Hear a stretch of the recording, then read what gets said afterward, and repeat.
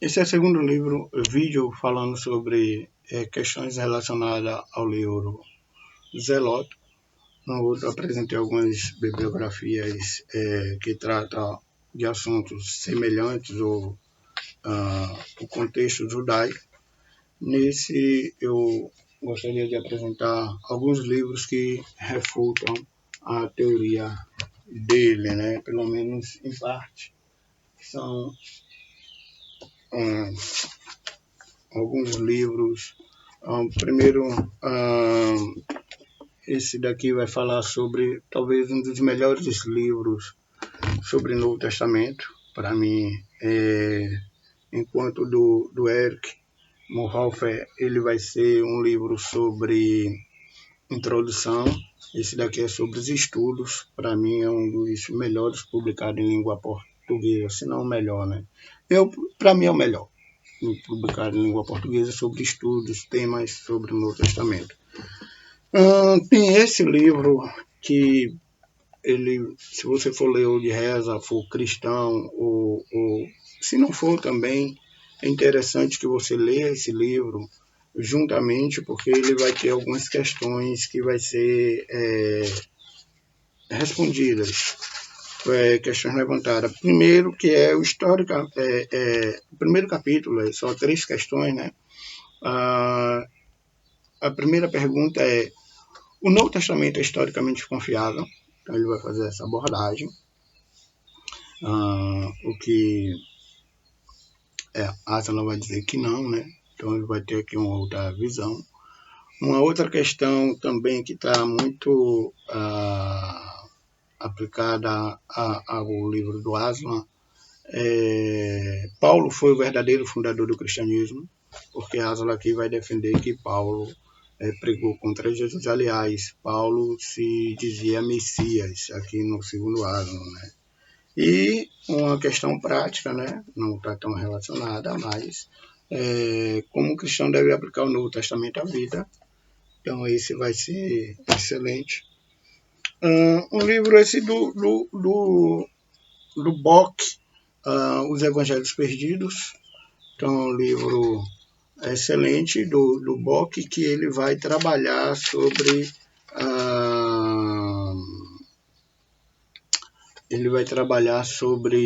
a questão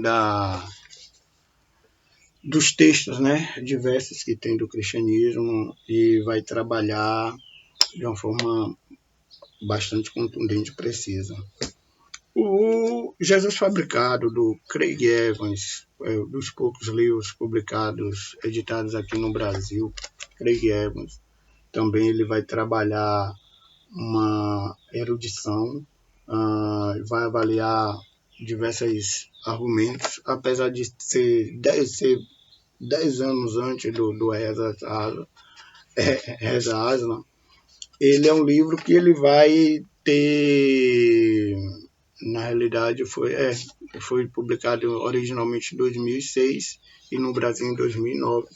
Então vai ser um livro que esses argumentos do Aslan, ele basicamente já são aqui batidos. O grande problema é que, apesar de ele citar o Evans, ele não dialoga com essa perspectiva do Evans. Outro livro fantástico da Edições, esse daqui, se perceberam, é da Cultura Cristã, então da editora Cultura Cristã. Então, outro fantástico da Vida Nova, a Heresia da Ortodoxia. Então essa busca, né, que o Herman, o Bauer e muitos outros aí, o Jesus Seminar, o Seminário Jesus, né? Ele vai trabalhar e vai responder. Para mim é um dos livros fantásticos sobre isso. E também foi lançado antes do livro do Aslan, né? Aqui no Brasil foi em 2014, mas a sua edição original ela é de 2010. Então, assim, o Aslan, no mínimo, ele deveria ver esses argumentos e retrabalhar mais. Um outro livro que ele vai ser basicamente contra o Jesus Seminar é esse, O Jesus que Nunca Existiu. Então, é muito bom, pela editora Agnus. É uma linguagem bastante acessível e uma letra muito boa. Então, é muito legal também, muito gostosa a leitura. Voltando para o Aslan, essa leitura, vou ligar aqui para fazer a leitura. Então, é interessante que ele utiliza uma linguagem de ficção, de romance, né, de romancista. Então ele utiliza bastante termo, apesar de alegar ser acadêmico e tudo. Mas o público, claro, é o público leigo, é o público... é a popularização. O negócio aqui é vender. Então, e falar de Jesus, principalmente se for falar mal, né, vende. Então, vamos lá.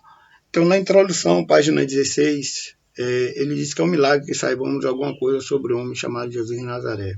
Bom, ele acredita em milagre. Então, para um acadêmico, tá, que depois vai demonstrar uma série de questões, aí ele está dizendo que acredita em milagre.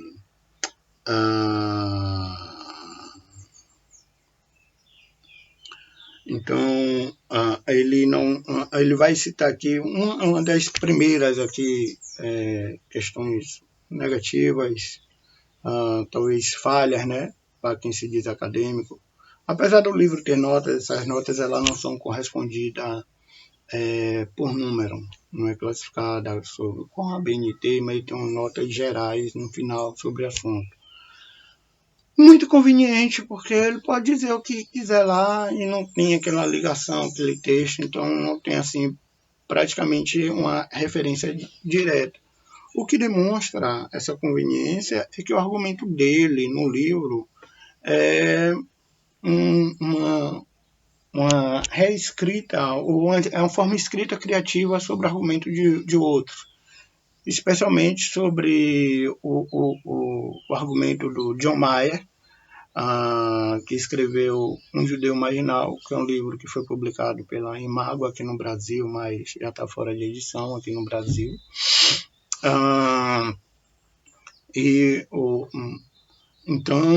E no Richard Hoseley, que ele vai trabalhar nisso aí. Então, assim, ele não vai dar pontos,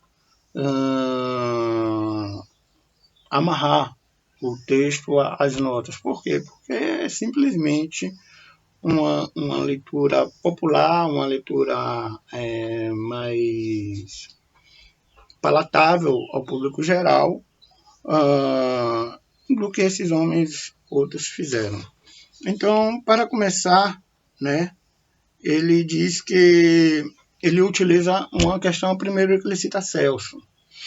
Celso não tem escritos chegando até nós diretamente. Então, essa citação de Celso é baseada em terceiros. Então, para um acadêmico, isso é algo assim que faz pensar, né? Então, ele vai tratar uma outra questão, o termo expectativa apocalíptica. Ele já demonstrou que ele conhece os escritos do John Collins, que é um dos principais teóricos do apocalipticismo, né, da literatura apocalíptica. E ele utiliza aqui de uma forma popular e, no meu entender, inadequada a questão da expectativa apocalíptica. É questão de uma outra leitura, né? A imaginação apocalíptica tem, pela cultura cristã, tem interpretação da literatura apocalíptica que vai descrever qual é a característica. Então, ele utiliza aqui, no meu entender, nas minhas leituras, de uma forma equivocada. Então, pode dizer que ele se equivocou? Não. ele utiliza o texto dele de uma forma que ele vai induzir, vai ludibriar. A função principal do livro é ludibriar o leitor. Então, se você quer ser enganado, leia esse livro. Então, e acredite nele, claro, né? Você pode ler e não acreditar. Então, ele faz diversas generalizações e uma das coisas que ele procura sempre colocar é um termo que vai aparecer bastante no livro dele, né? É o termo maioria. Maioria, para ele, vai ser uma das palavras chaves. Então, ele vai utilizar o termo maioria muitas e muitas vezes. E então, para ele, vai ser a grande autoridade dele, né? Então, quando ele vai fazer a questão de... aqui estou procurando aqui no programa quantas vezes ele utiliza o termo maioria. E vai apresentar pelo menos 48 vezes. Então, esse argumento da maioria dele talvez seja o principal argumento dele, né? Então, uma outra questão é a questão de confusão sintática. Então, como, né? Ele vai trazer aqui. Jesus de Nazaré nasceu um pobre pastor chamado de Atrógenes. Colocou um diadema na cabeça. Aqui. Jesus de Nazaré nasceu. Aí, vírgula. Um pobre pastor chamado Astróide colocou um diadema na cabeça e coroou-se rei dos judeus. Ou seja, é uma frase que ela tem um sentido ambíguo. O Atrógenes aqui pode parecer algo bem diferente. Então, na página 17, na introdução, ele vai tratar Jesus, ele vai dizer que é difícil enquadrar Jesus de Nazaré. Ele vai tratar aqui como um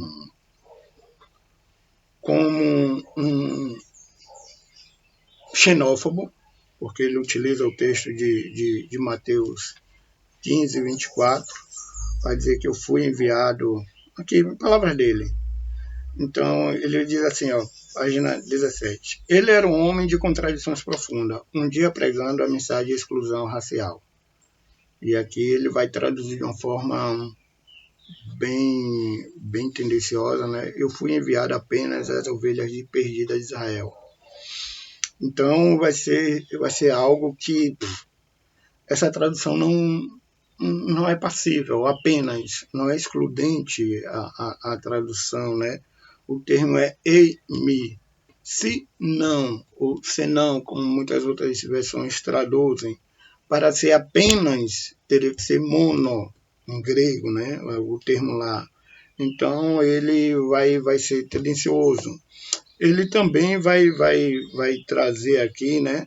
Jesus como esse maluco, porque vai ser um maluco. No outro, ele é exclusivista, ou xenófobo, né? Aqui ele é benevolente e universalista, em Mateus 28, 19.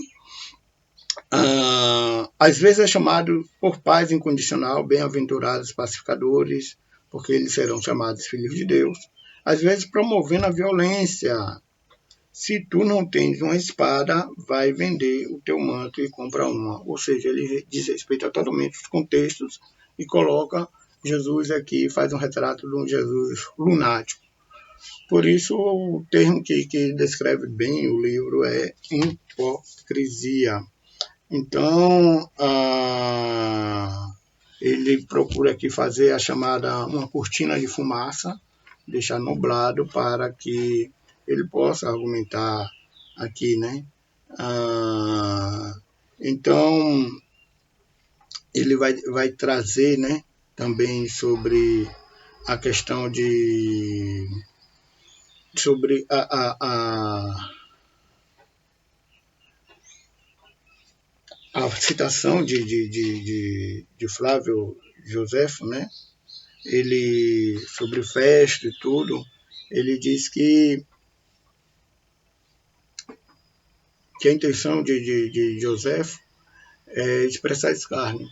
O que você expressaria pelo inimigo religioso? Então, aqui Joséfo não quer diálogo, simplesmente está escrevendo para uma plateia ou para um público judeu romano. Então ele vai expressar o quê? Para e isso ele vai dizer que essa citação a citação de Joséfo, que as pessoas chamavam Jesus de Messias, ele vai dizer que a passagem prova não apenas que Jesus, o que ele chama de Messias, provavelmente existiu. Ou seja, certamente existiu. Então, só que ele não fecha a questão, né? Talvez ele vai trabalhar aqui, no final da página 18, né? A questão do Paulo pode ser uma excelente fonte para os interessados na formação inicial, mas é um guia pobre para se descobrir o Jesus histórico. No final do livro, ele vai dizer que João ele está baseado na teologia paulina. E João ele vai trazer a ênfase nisso, né?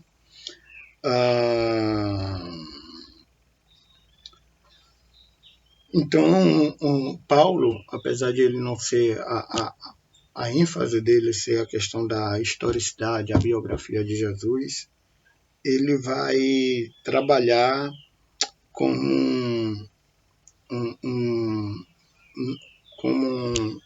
autor em que a sua construção teológica, a sua construção, a sua reflexão está baseada na história. Então não é apático à história. Então, uma coisa aqui que ele vai trazer, né? Os evangelhos não são nem foram jamais pensados para ser uma documentação histórica da vida de Jesus. Eles não são relatos de testemunhas oculares. Então, ele vai dizer que eles não são testemunhos de fé, eles são testemunhos de fé compostos por comunidade de fé, escrito muitos anos depois do acontecimento que descreve. Então, pelo mesmo pressuposto, eu posso dizer que eu não acredito na história que ele conta aqui. Então, são testemunhos de fé. Então, ele não dá bases para isso, certo?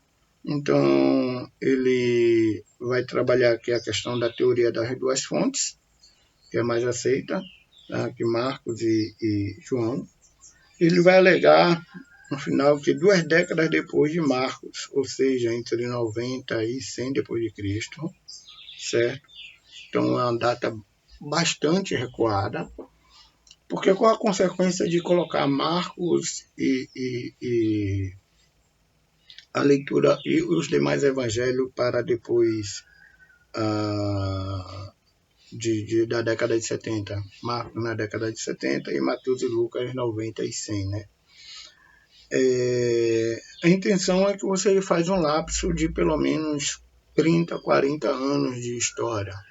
Então, se por acaso os escritores dos evangelhos foram contemporâneos de Jesus, ele teria em volta de 20 anos cada um, né? Então Marcos, quando escreveu o seu na década de 70,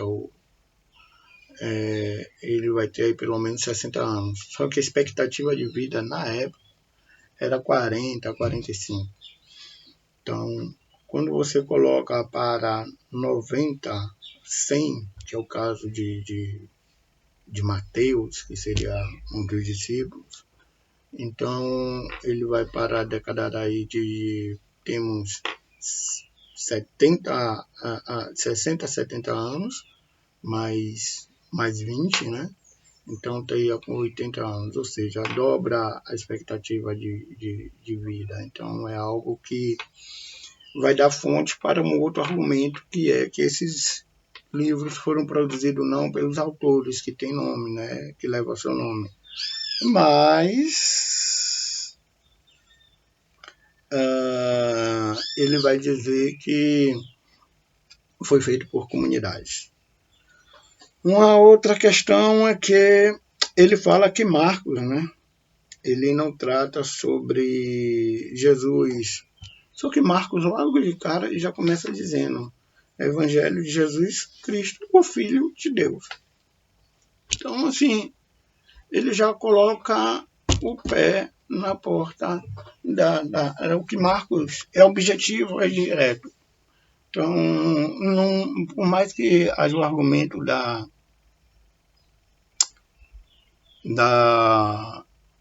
posteridade, né, da invenção posterior, esse argumento ele cai por terra, porque vai ser algo que Marcos, já o primeiro evangelho, ele vai já começar com essa concepção de filho de Deus. Aí você precisa ressignificar tudo, como eles tentam fazer. Então você tem uma outra assim que é esdrúxulo, até na página 20, né? Ele vai falar das duas narrativas da infância diferentes, que as duas narrativas da infância são diferentes e conflitantes, e uma série de histórias de ressurreição elaborada para satisfazer a leitura dos cristãos. É interessante que como é que você vai fazer uma narrativa? A história do meu pai é uma, a história da minha mãe é outra. Então, Lucas, ele conta uma história a partir da perspectiva de Maria. Mateus, a partir da perspectiva de José. Então, assim, tinha como ser, como há um conflito, há uma conjunção. Então fica aqui hoje ele vai falar uma outra falácia, né? Que vai tratar aqui com uma outra falácia, que é a questão de uma biblioteca inteira de Nag Hammadi, certo? Ele disse assim,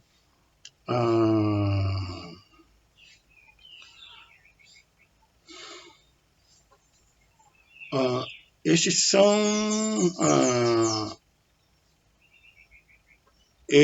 sobre essa biblioteca. Esses são, assim, os evangelhos canônicos, mas eles não são os únicos evangelhos. Temos hoje acesso a uma biblioteca inteira de escrituras não canônicas, escritas principalmente no século II e III, que fornece uma perspectiva muito diferente sobre a vida de Jesus de Nazaré.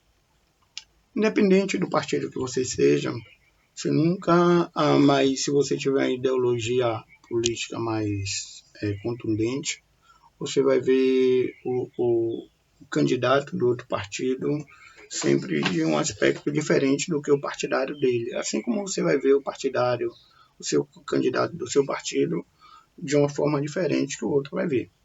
Então, assim, os evangelhos, na maioria, evangelhos gnósticos, evangelhos que vieram a combater e foram combatidos contra o cristianismo, né? Eles são... não podia falar a mesma coisa, ele tinha que inventar. Então, se você pega, por exemplo, uma coletânea como as dos livros apócrifos e pseudoepígrafos, você vai ter coisas lá, Jesus como um menino travesso. Por exemplo, Jesus que cria bonecos, faz esses bonecos reviver, mata passarinho, ressuscita passarinho. Então, assim, é um Jesus bem...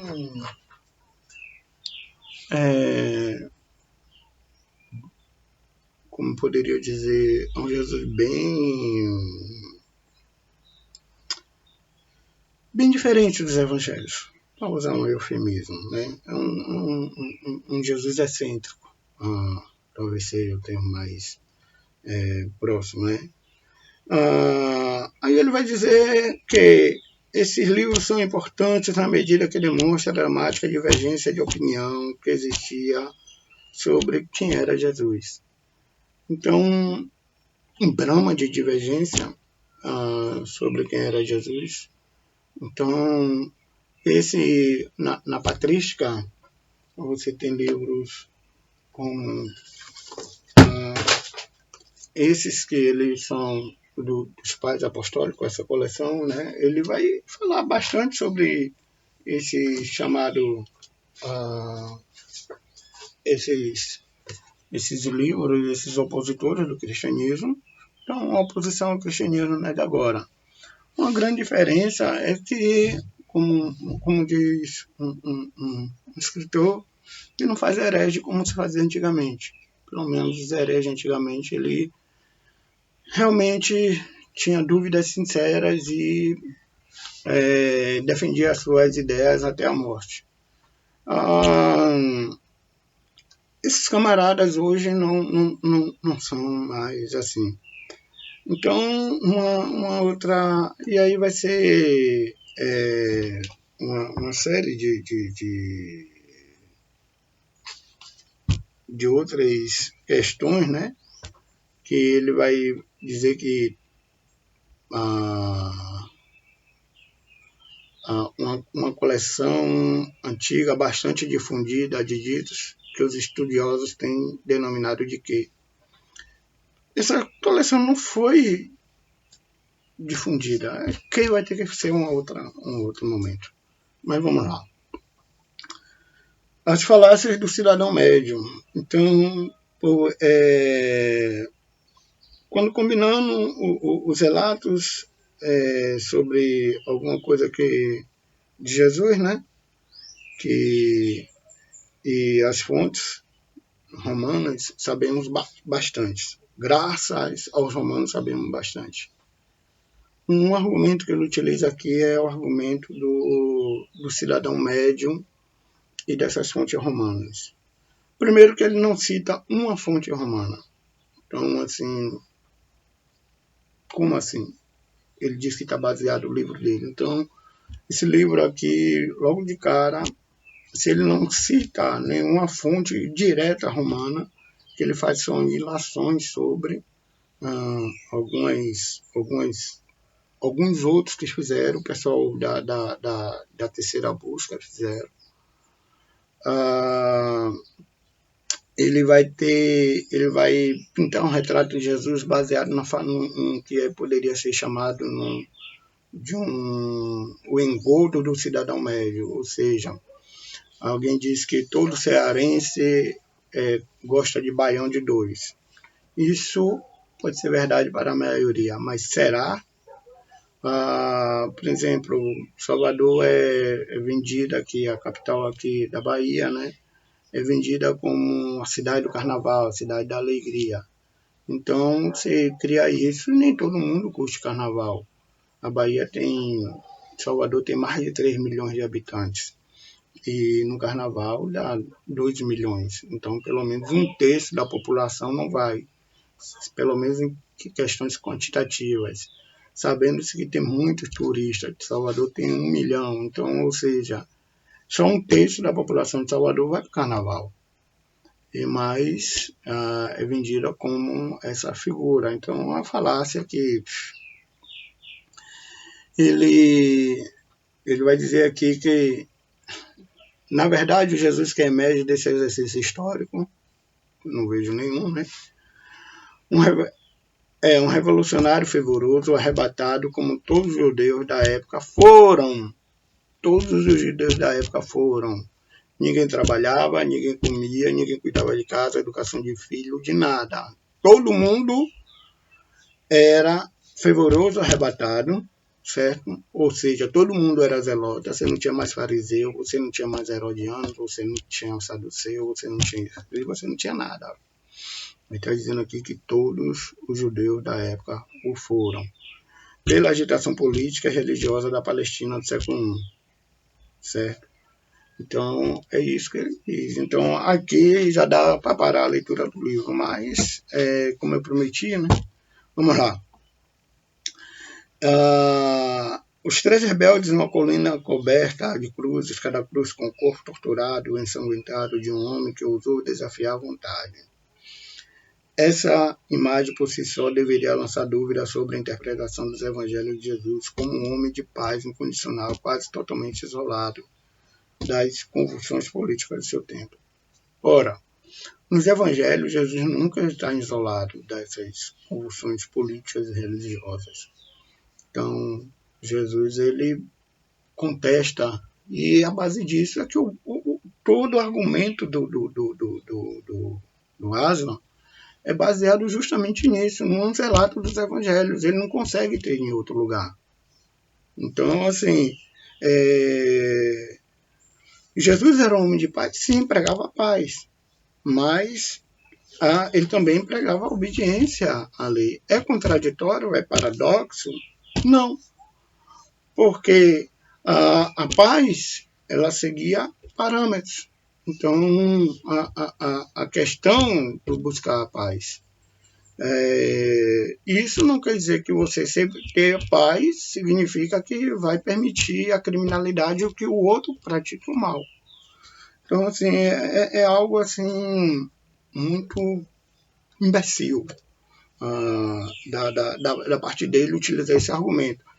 Então, mas ele utiliza esse argumento várias vezes, certo? Então, porque ele tira de contexto. Então, o leitor, para acreditar e depois dizer que esse livro tem algum valor histórico, ele tem que pressupor isso daí, que o camarada está falando na verdade e não tem nenhuma outra leitura. Se você ler os evangelhos, você vai ver que Jesus realmente ele teve diversas atitudes que contrariava essa questão de alguém, né, deitado numa rede, como canta o hino nacional, deitado eternamente em berço esplêndido, ao som do mar, à luz do céu profundo. Não, Jesus não foi assim. Jesus, ele veio e ele teve diversas atitudes que não era de alguém passivo. Ele falou de pacífico e não de passivo. Então, uma falácia que, sem dúvidas, deixa eu ver aqui.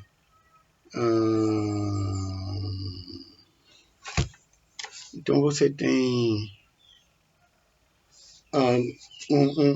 o conceito de reino de Deus para Jesus é que esse constitui justiça e paz. Não dá sequer o benefício da dúvida aos evangelhos, pois esses disseram que foi o clamor do povo. Então, assim, pudesse, uma da questão que ele vai trabalhar aqui é a questão do reino de Deus, né? Essa questão de ele vai falar um termo teria sido entendido tanto por judeus quanto por gentios, como implicado por revolta contra Roma. Pudesse ter permanecido sem envolvimento com o fervor revolucionário que atingiu quase todos os judeus da Judéia, simplesmente ridícula. Então, assim, não é algo... Jesus jamais ele ficou passivo disso.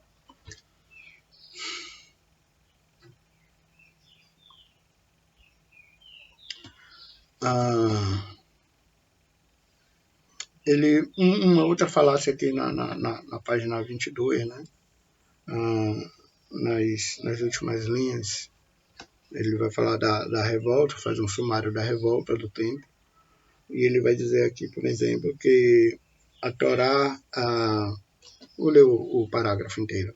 O trauma espiritual enfrentado pelos judeus após esse evento catastrófico é difícil imaginar. Exilado da terra, a eles prometida por Deus, forçado a viver como párias entre os pagãos do Império Romano, os rabinos do século II, gradual e deliberadamente divorciaram o judaísmo e nacionalismo messiânico radical que tinha iniciado a guerra malfadada com Roma. A Torá substituiu o templo no centro da vida judaica surgiu o judaísmo rabínico.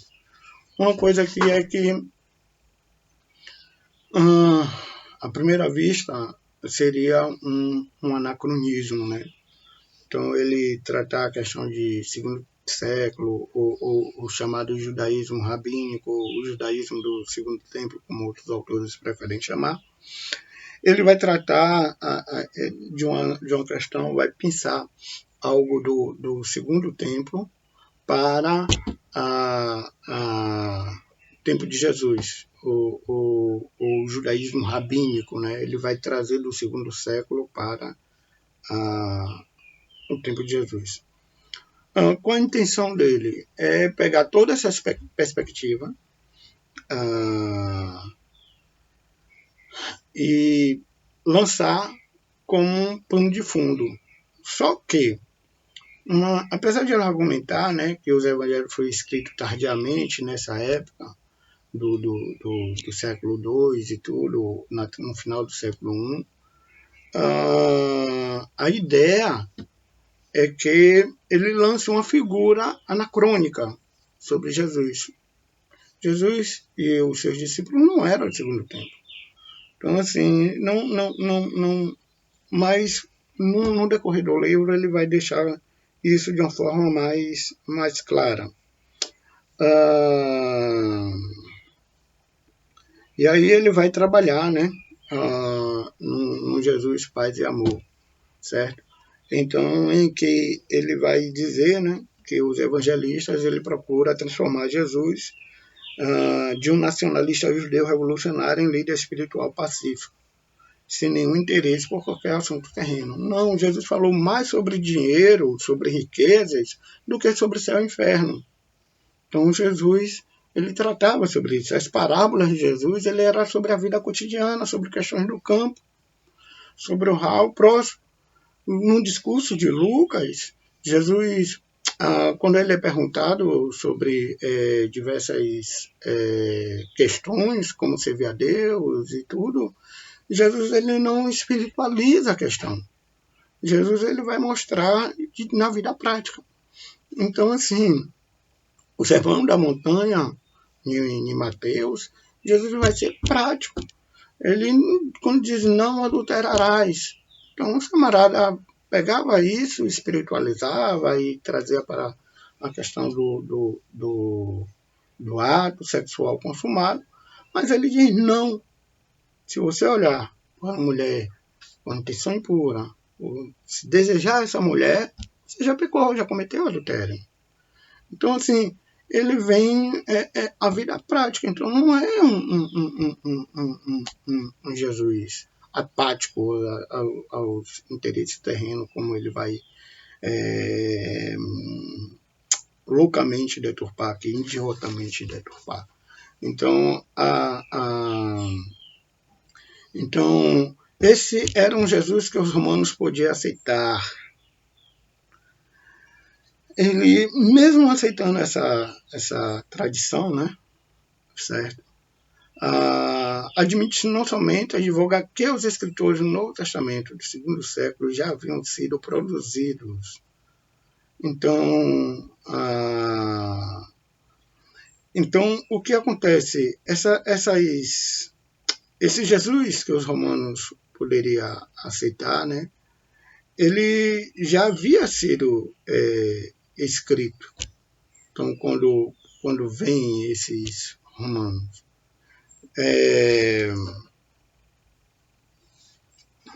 uma outra questão é que ele trata ainda, se baseia, né, na ignorância histórica desse período, é que ele trata ainda que os romanos eram paz e amor, aceitavam. Não. Constantino, só a partir do Édito de Constantino, é que teve uma certa paz para os cristãos, mas os cristãos sempre foram perseguidos. Então, e Constantino, que ele, apesar de não firmar que a partir de então seria todo cidadão seria cristão, mas ele faz essa abertura, e isso vai sendo paulatinamente confirmado. Então esse livro é uma tentativa de recuperar, a tentativa de recuperar tanto quanto possível o Jesus da história, o Jesus antes do cristianismo. E aqui ele vai dar, né, a característica, né, desse Jesus. O revolucionário judeu politicamente consciente que há 2000 anos atravessou um campo galileu reuniu seguidores para o movimento messiânico com o objetivo de estabelecer o reino de Deus, mas cuja missão fracassou. Aqui a base é Richard Hoseley, que ele vai trabalhar, tem um livro publicado pela Paulus, que é Bandidos, Profetas e Messias. Então, esse Jesus bandoleiro. Então, Jesus era o chefe da gangue, né, da quadrilha, e queria ser o reino de Deus. Isso é bastante sintomático com a visão marxista, né? Então, se você é marxista, você pode adotar essa concepção de Jesus. Então, ele vai dizer que Jesus fracassou em estabelecer o reino de Deus na Terra. Seus seguidores, aí portanto, né, seus seguidores reinterpretaram não só a missão e a identidade de Jesus, mas também a própria natureza e a definição do Messias judeu. Então, ou seja, o Jesus que temos aí é uma redefinição. Então, ele vai dizer no final aqui da página 23, né, a introdução ainda, que a tarefa dele, ele não tem escolha, mas a tarefa é de preencher o resto do quebra-cabeça baseando na melhor hipótese, na mais bem informada suposição de como a imagem completa deveria ser. Então, pegando aqui um gancho da psicologia, né, ele vai estar refletindo o que Bultmann disse, né? Ele vai até trazer a frase de Bultmann, quando Bultmann faz a sua busca pelo Jesus histórico. Jesus histórico é, no final de contas, uma busca interna. Os estudiosos tendem a ver Jesus que eles querem ver.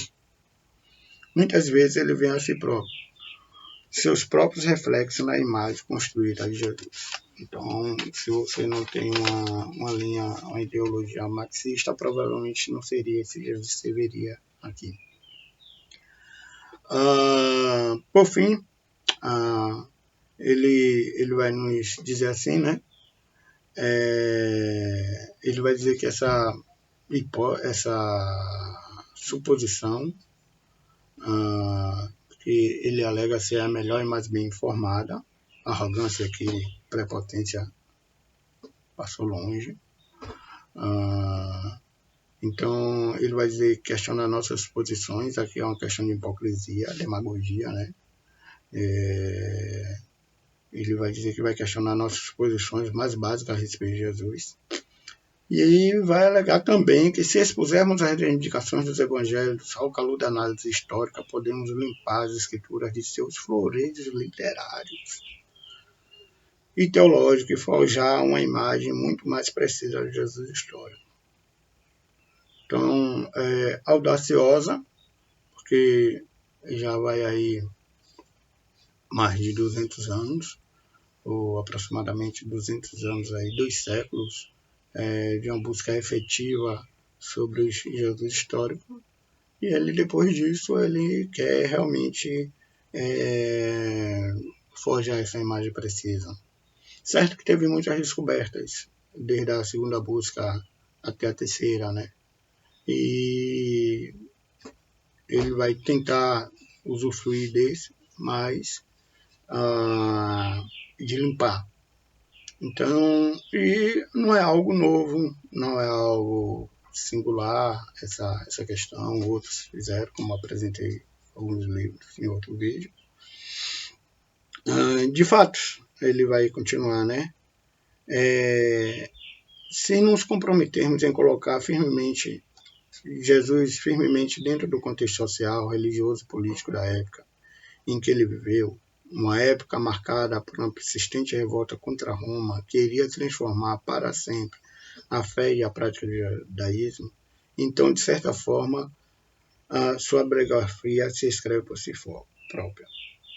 Ou seja, né, ele vai fazer algo, colocar Jesus dentro do contexto.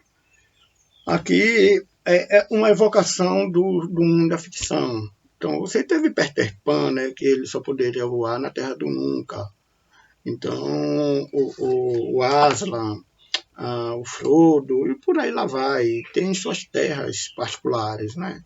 Caverna do Dragão, lá com Tiamat, o Vingador e tudo mais. É possível, se você criar esse ambiente, esse mundo, esse universo. E o que Aslan faz? Para ele colocar essa personagem que ele cria,